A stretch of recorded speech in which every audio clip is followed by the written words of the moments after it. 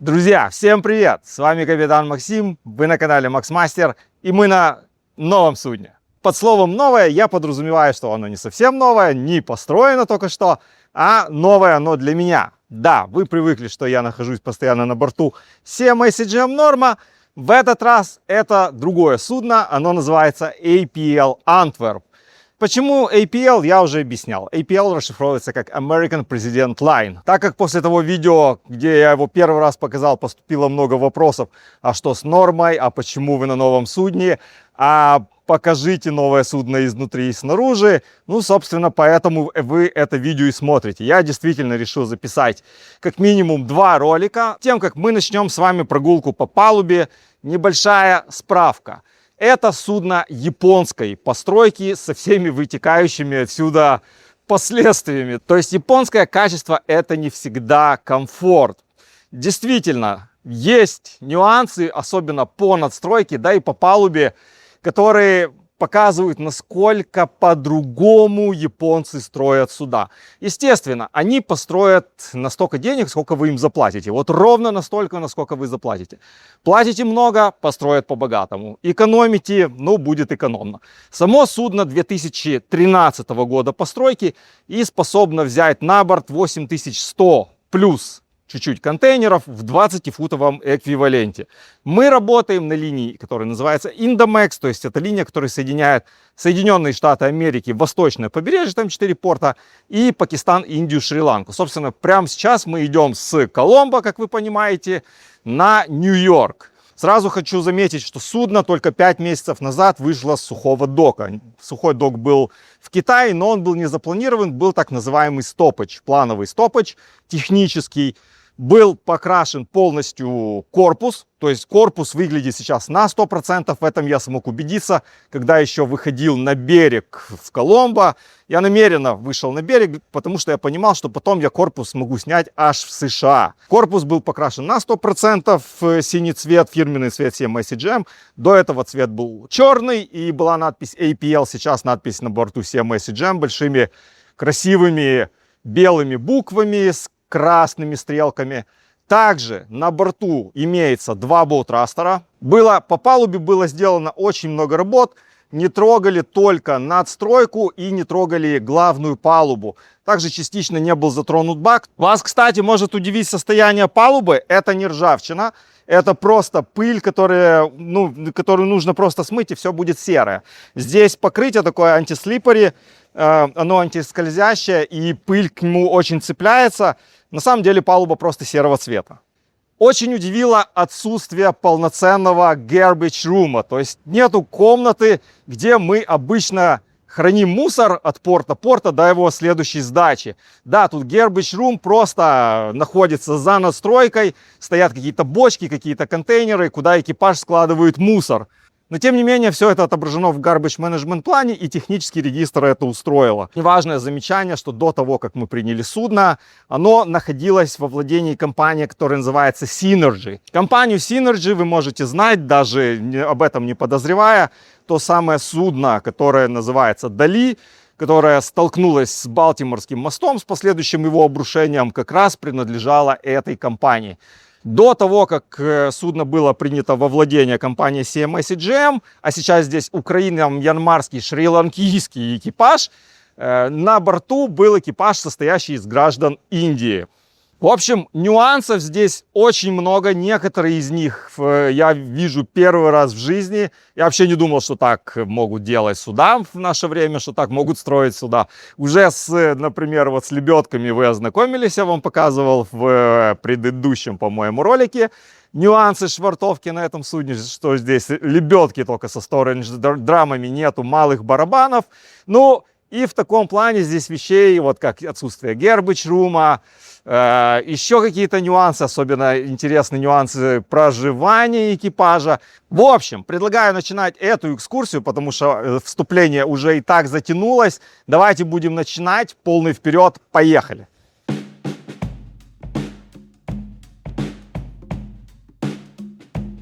Корма красиво выглядит, как новая практически. Ну, она и есть новая, свежекрашенная. Концы тоже все новые. Заведены крысятники, 3 металлических, но уже 2 деревянных. Где-то 2 металлических пропали, наверное, если они вообще были. Трап двухсоставной. Не редкость, но тоже и не сильно частое явление. Логотип CMA CGM, несмотря на то, что это APL. Я рассказывал в прошлом видео, почему. Такая вот скромная Pilot Door тут. Судовая марка свежевыкрашенная. Круг плимсоля, класс BV, бюро Veritas, французский регистр. Максимальная осадка 1450. Что у нас тут есть? Summer Draft, Winter Draft, Fresh Water, Tropical и Tropical Fresh. Почти в полном грузу мы сейчас. Метр буквально, меньше метра осталось до ватерлинии. Видите индикацию, что у нас 2 подруля? Но фактически он один, потому что работают оба в параллели. Не отсоединяются друг от друга. Может показаться, что у нас прямой форштевень, но там на самом деле под водой есть бульб. Еще нюанс, который я заметил. Смотрите, на кнехтах нет приливов. Ну, так называемого уха, да, которое обычно сбоку здесь находится, расположено. Ни на одном кнехте нет прилива. И еще интересный момент. СВЛ указан в килоньютонах, а не в тоннах. Легко переводится, но тем не менее. И везде так. По-моему, я где-то встречал, было набито в тоннах. Вот это вот, наверное, самая ржавая палуба, которая тут есть. Здесь вообще ничего не делали. Именно ржавчина. Наш монорейл, он, кстати, на 100% сделан. Полностью в исправном состоянии. Ну а тут капец, конечно.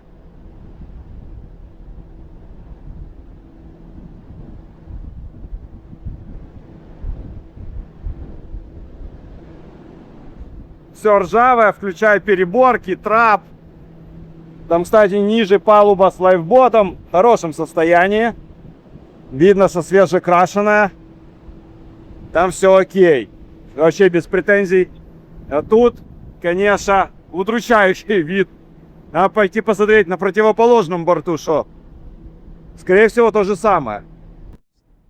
Это пространство за надстройкой. Трубы на всякий случай вдруг пригодятся. Это, ну, типа запасные. Не металлолом. Здесь закреплен какой-то, скорее всего, электромотор, наверное. А, тут что-то варят. Народ пошел на кофе-тайм. Но тут какие-то... А, вон, лер варят. Здесь вот. В общем, такое, запасные части лежат. Машинное отделение что-то. И такая же палуба с противоположного борта. Здесь состояние немного лучше, конечно. Немного лучше все-таки. Та ржавее.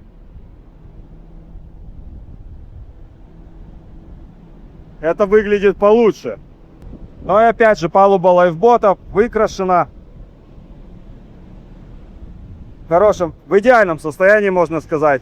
Вот эти две палубы, это единственное, что я вижу такого, ну, косметический ремонт, который нужен. Вот эти опоры, они такие массивные, которые держат крылья мостика. Ну, прям чересчур, я бы сказал. Конструкция японских судостроителей такая.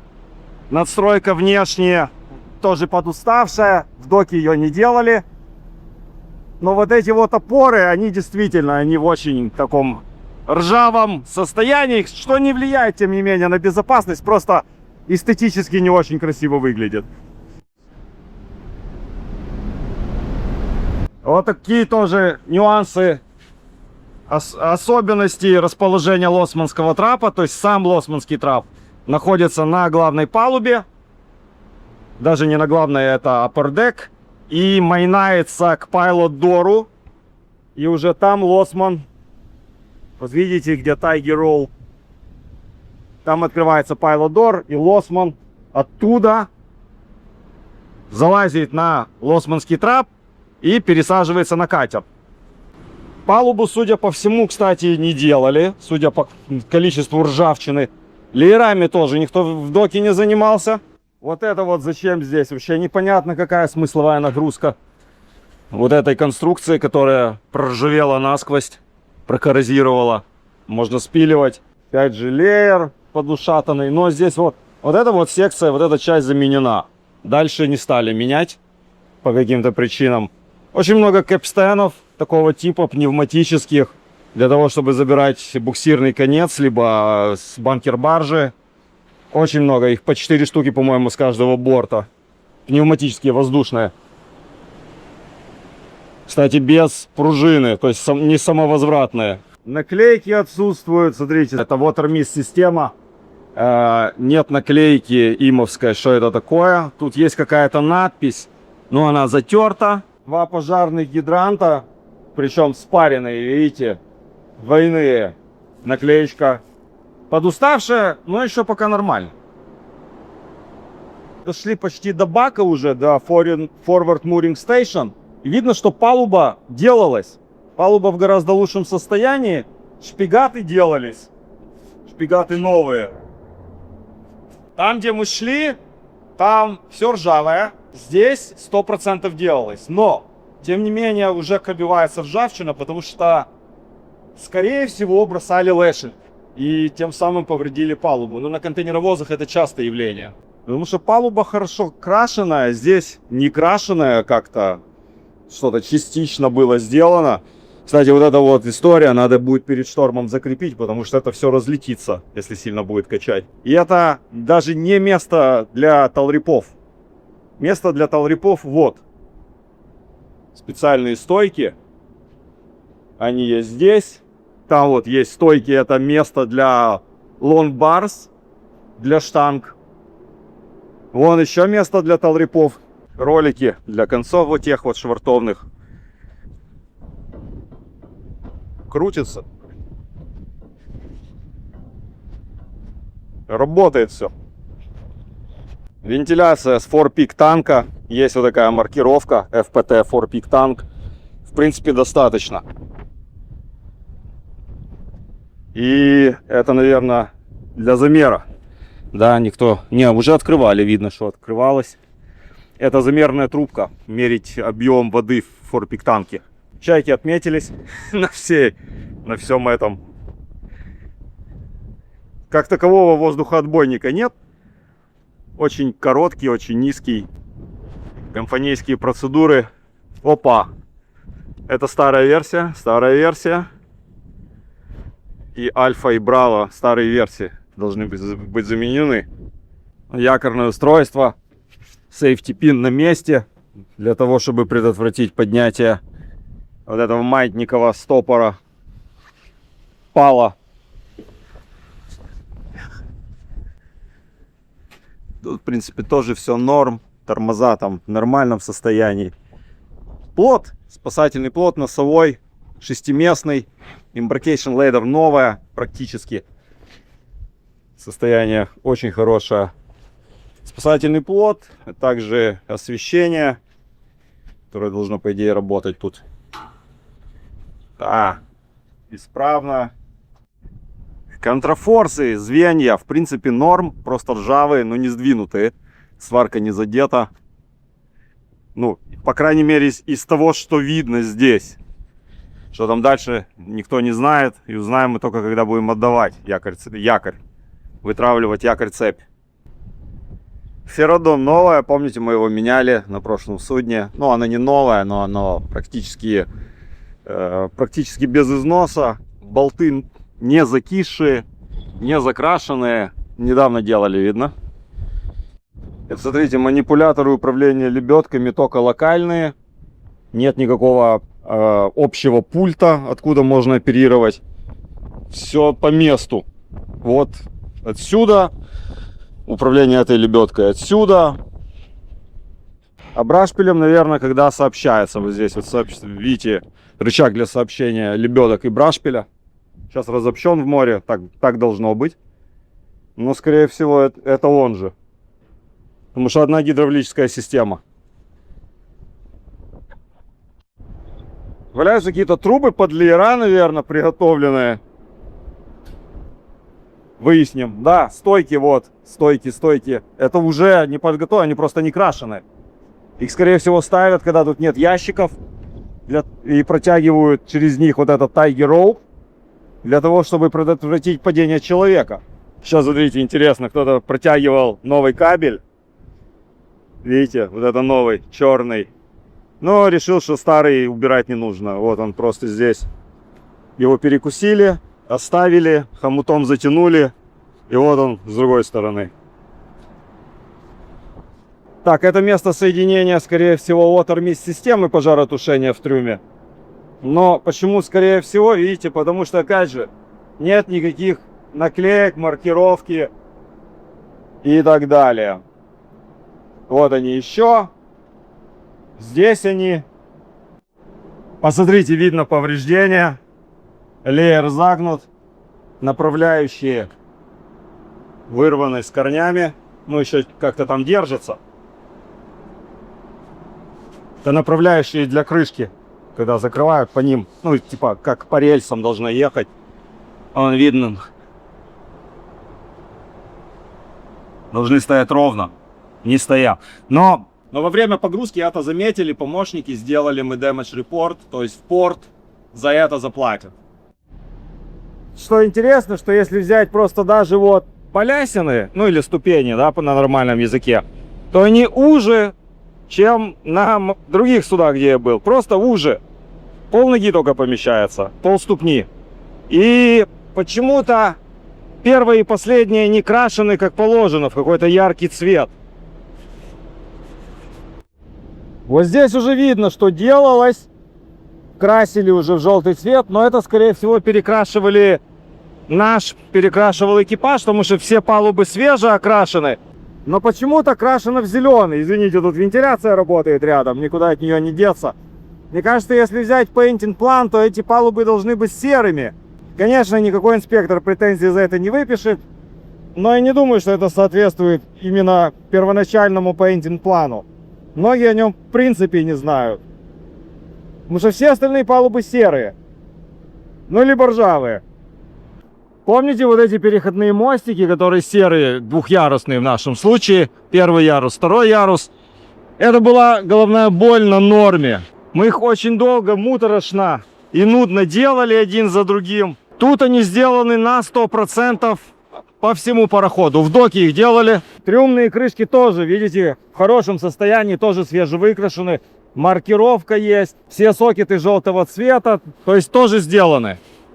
Крышки заставлены, но из тех, что есть, вот это следующая крышка. Ну, то есть видно, я когда был на причале смотрел, видел, что они все свежевыкрашены. Носовая подшкиперская. Кладовка боссманская. Bosun Store, Forward Bosun Store. Видите, много крепежа для контейнеров. Концы, какие-то кончики. Не концы, это, кстати, проводники на швартовку. Monkey Ladder. 3 гидравлических насоса, с помощью которых работают лебедки и брашпили. Наверху 2 полубрашпиля. Дальше, что тут у нас есть? Крепежный материал, кончики в бухтах, веслоков очень много и очень много концов. Вот это все швартовные концы. Большинство, практически все не нашего типа. Не того типа, который использует наша компания. Надо от них как-то будет избавляться. Ну, пока нет возможности. Масло, видите? Бочки с гидравлическим маслом. Здесь тоже.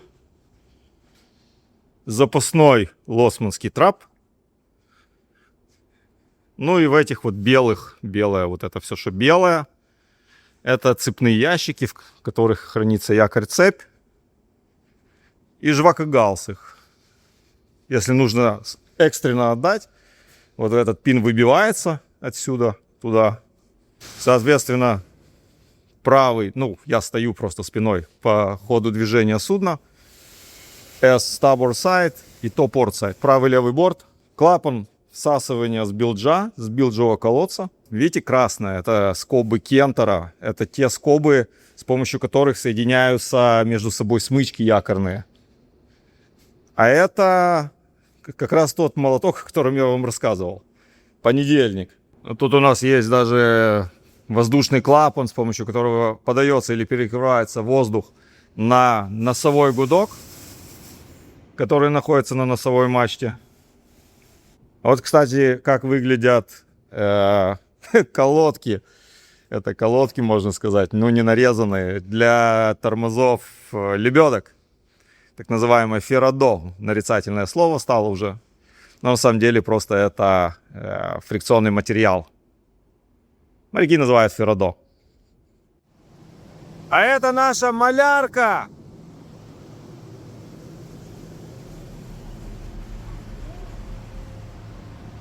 Совсем маленькая. Она одна на судне. Краска вся здесь находится. И она находится в самом, получается, на мейн-деке у нас. На upper-деке, правильно говорить. Такая маленькая. Самый-самый последний кормовой мостик.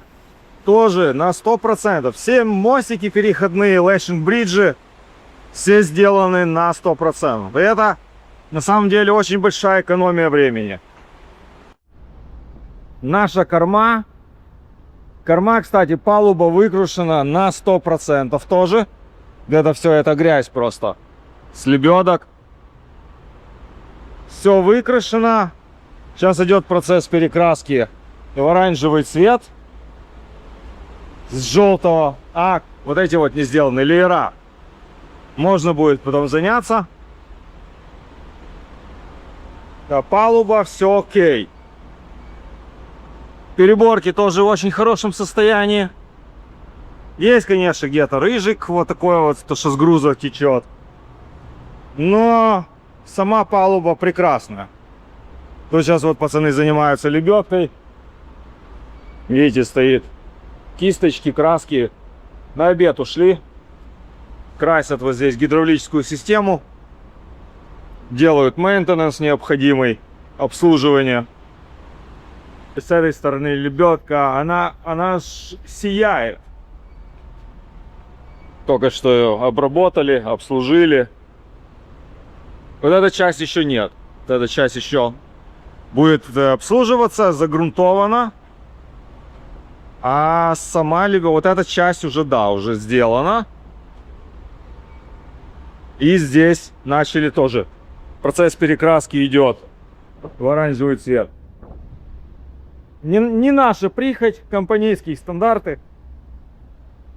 Реально кормой можно вот закончить то, что они сейчас делают. Разобраться еще вот с этими лебедками. Сделать леера и все. Те, кто не понял сразу, у нас точно такие же гидравлические лебедки, я имею в виду гидравлику, используют на корме, как и на баке. Только отличие в том, что у нас на корме для работы гидравлических лебедок есть 2 гидравлических насоса, а на баке, так как там есть еще брашпиль, то там 3 гидравлических насоса. Все, это все отличие, а так они в целом точно такие же. Тоже также здесь 2, с правого борта по центру вот эти вот 3 лебедки, и с левого борта еще 2. То есть всего так же, как и на баке, 7 лебедок. Но там плюс еще 2 полубрашпиля, которые, собственно, образуют один брашпиль. Корма примерно в таком же состоянии хорошем, как и бак. Что бак, что корма, окей. А это наша самая верхняя палуба. Monkey Island. Пеленгаторная. Пеленгатором никто не пользуется. Здесь у нас, кстати, вот из неожиданностей есть шахта лифта, верхняя ее часть, так как лифт идет аж на мостик. Об этом я расскажу чуть позже. Поэтому шахта лифта находится аж здесь, на этой палубе. Первый раз я такое вижу. Ну, в принципе, я первый раз вижу, чтобы лифт на мостик шел. И вон она, антенна Starlink. Многие тоже интересовались, откуда у вас такой интернет на пароходе. Вот она, это антенна Starlink. Вот именно с помощью нее мы и получаем интернет. Труба тоже такая странная какая-то, полукруглая. Такой интересной формы. Радары наши 2, про мостик я расскажу. навигационные огни. Эта палуба, в принципе, тоже, она нормально сделана. Очень мало ржавчины. Она крашеная, 100% видно. В хорошем состоянии. Здесь вот, кстати, капсула VDR, Voyage Data Recorder нашего черного ящика. Она сама не всплывает, она просто ведет запись. И если нужно будет взять какие-то данные, не дай бог, в случае, там, не хочу слово это говорить, то вот ее можно будет забрать даже уже с-под воды, с подводного состояния и получить с нее данные. А вот эта вот штука, EPIRB, это буй, который подает сигнал бедствия, и он самовсплывающий, он может сам всплывать. Итак, друзья, мы с вами сейчас сделали экскурсию по этому судну, оценили его, еще не оценили, но посмотрели его внешнюю составляющую, да, напишите, пожалуйста, свой фидбэк в комментариях. Мне очень интересно, что вы по этому поводу думаете. Со своей стороны, если вам интересно мое мнение, я могу сказать, что судно, ну, давайте так, бак-корма, да, forward mooring station там, aft mooring station там, в очень хорошем состоянии, потому что они крашеные, они обработанные, да, там нужна косметика, но это все фигня на самом деле. Палуба нуждается в обработке, и она ждет своего драйдока, потому что, ну, можно, конечно, заниматься палубой, для этого нам нужны ресурсы и нужно время. Это все можно сделать. Мостики все переходные на 100% сделаны, что сэкономит огромное количество времени для экипажа. Надстройка, вот именно в надстройке есть проблема, потому что вот те вот места, которые нуждаются в обработке, там люди должны работать на высоте, а работа на высоте — это небезопасная работа. И не хочется ее выполнять в тот момент, когда судно двигается в море, в открытом море, потому что это работа на подвесках и так далее. Это все опасно, working call-off, специальные пермиты, и на самом деле проще дождаться следующего дока, который будет всего лишь навсего через 2 года, потому что, чтобы обрабатывать вот эти вот опоры, на которые держатся крылья мостика, такие массивные, хотя на самом деле я не понимаю, что они такие массивные, там тех крыльев поддерживать, ну, не настолько много, не такие массивные не нужны, но это уже другой вопрос. И вот чтобы их обрабатывать, там нужно по-хорошему ставить строительные леса, чтобы там люди работали безопасно. И я думаю, что лучше это отложить на драйдок, и мы, в принципе, это уже сделали. Мы составляем уже форму на драйдок, и мы включили эти работы туда. То есть мы, скорее всего, этим заниматься не будем. То, что касается палуб внешних по настройке, да, их можно делать, потому что там как бы и безопасно можно это все делать, и относительно не тяжело, потому что там в основном ровные поверхности, которые можно обрабатывать, было бы время и ресурсы, как говорится.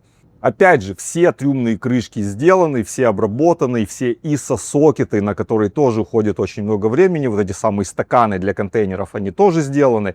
Ну, в общем, состояние палубы вот, и надстройки, если брать по 10-бальной совокупности, то я оценил бы где-то на 7.